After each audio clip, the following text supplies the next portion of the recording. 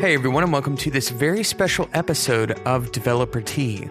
Today is going to be a special episode because I have some news that I'm going to be sharing with you all. I've been able to meet with quite a few people in the tech industry, and I've got a lot of awesome news, kind of breaking news that nobody else is going to be sharing just yet because I've had some exclusive access. I don't know if you know this, but being a podcast host immediately gives you access to everyone in the tech industry. And so I've had a chance to speak with some of the industry's most important people, including CEOs of many of the companies that you might know about. So I'm going to share some news with you that you might not know yet. The first news is about Microsoft's new browser, Spartan. Spartan is going to natively show suggestions to links on Stack Overflow when you have errors that occur in your console. Now, if you don't know what Spartan is, it's the new browser that is going to replace Internet Explorer, and it's being created by Microsoft, and everybody's really excited about it for good reason. All of the errors that occur in your console are going to come with a link to a relevant Stack Overflow post. Of course, this is going to negatively affect performance of the site, but as it turns out, 90% of the time, developers are already copying these error codes and pasting them into Google. Microsoft kind of wants to eliminate that Google-powered middleman and take you right to Stack Overflow, which is where you are probably going to go anyway. So that's a really cool feature. Microsoft also knows that even though they are introducing a new browser, you will still have to deal with the old browser compatibility issues. And so for this reason, Microsoft has decided to provide an extension to their Office 360 subscription service that allows you to tie your browser to your Office subscription and sign up for paid access to older browser rendering engines.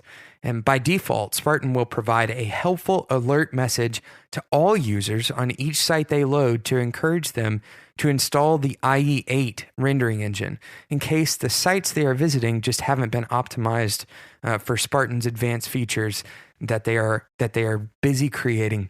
So this kind of backwards compatibility, it's a standard that Microsoft has always been committed to.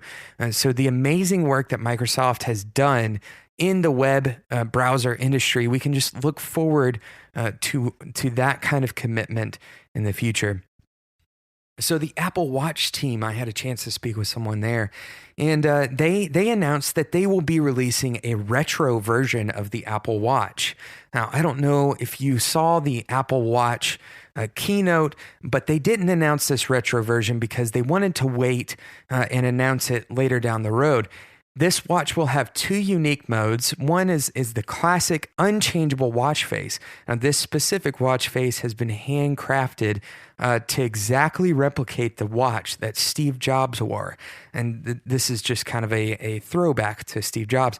And then the other mode is the iPod Shuffle simulation mode. Now, the watch does not have connectivity with the iPhone, but it does have a single USB-C port that will allow users to charge the watch and then add up to 4 gigabytes of songs to the watch through iTunes.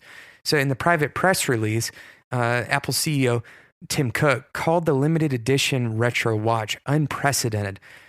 To get the retro version of the watch, you just simply pay an extra $100 above the normal Apple Watch price, which sounds like such a good deal to me because retro versions of things don't come around very often. So check that out. Finally, I'd like to discuss a few unique features of ECMAScript 8 that I'm looking forward to. Of course, as we all know, all functions of ECMAScript 6 are scheduled to be fully available within the next 2 or 3 months in all major browsers. So it's time to go ahead and look ahead beyond ECMAScript 7, which will probably be available by the time that Spartan is released, as we were talking about earlier. And let's look at ECMAScript 8. I'm going to call it ES8 just for short. With ES8, we're going to get a lot of amazing features that users have been asking for years. ES8 is going to be installable as a plugin, very similar to Flash, the way that Flash worked. Pulling from the major success of Flash, Mozilla has decided to release ES8 under a formalized standard that they will own. So, of course, Firefox will come with the plugin pre-installed, but any browsers looking to bundle the plugin will probably need to purchase a recurring license from Mozilla. And this just keeps everybody happy. Of course, older versions of JavaScript will also be available as fallbacks for users who haven't implemented the plugin. So this is for people who are running Chrome or something like that haven't caught up, that haven't taken the time to go and download the package and install it. They'll be running the older versions of ECMAScript. So Microsoft and Apple have both said that they will be developing ES8 plugins that are similar to Mozilla's, just slightly different with some syntax things, etc. Except with functionalities that they have decided to add that will better serve their user base. So, for example, Spartan will provide a WYSIWYG API that can transform any DOM element into an editable Microsoft Word widget. And Apple's version of ES8 will only be executed by sites that have deployed their JavaScript applications through their open web store. Now, this is another new thing that Apple is going to probably bring to the table next year. And the way it works is just like you can sign up to be a developer of iOS applications or a developer of Mac applications, you can now sign up to be a developer of web applications, and these applications will be executable in the browser, including in Safari. So if you want your web applications to work in Safari, you're going to need to go and check out that subscription service that Apple will most likely be providing, and that will give you access to ECMAScript 8. So ES8 will also provide a native implementation of parallax and a scroll point API that will allow even beginner developers to fundamentally change how the scroll bar works. So I know that a lot of people are really excited about this one because sometimes it's really difficult to get parallax working, even though there are so many implementations out there that have already done it. So this API is going to make it just a drop in, like a plugin, kind of like jQuery, except it's going to be native. Now, I'm really excited about this. It's going to increase the quality of user experience, and everybody's website is going to work in a unique new way. And you'll never know what the scroll bar is going to do when you go from one website to the next, because everybody's going to be implementing new scrolling functionality. Another powerful and important feature that I'm looking forward to in these ES8 plugins is that each and every feature of ES8 will be optional for users. So in a configuration section, whenever you are installing the ES8 plugin, you'll be able to decide which pieces of ES8 you would like to be enabled for your browser. This level of granular control will make each and every browser different, which is just an incredible advancement in web development.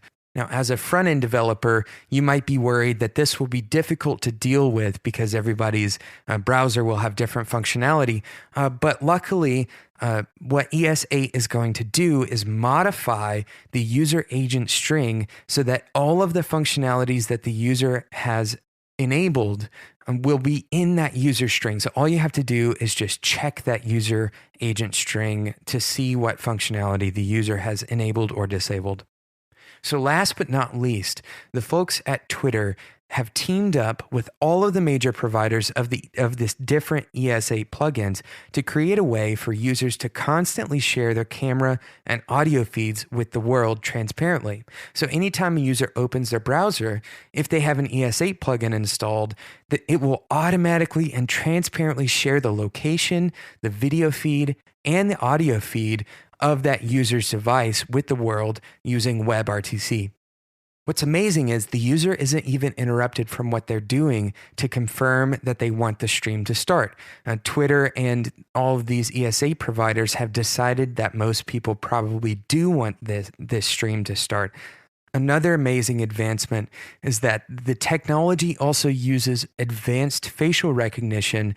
It basically sends stuff over sockets to Twitter, all of that data gets sent to Twitter, and then Twitter analyzes to see if it recognizes the people in that video or in that still frame, as well as vocal recognition.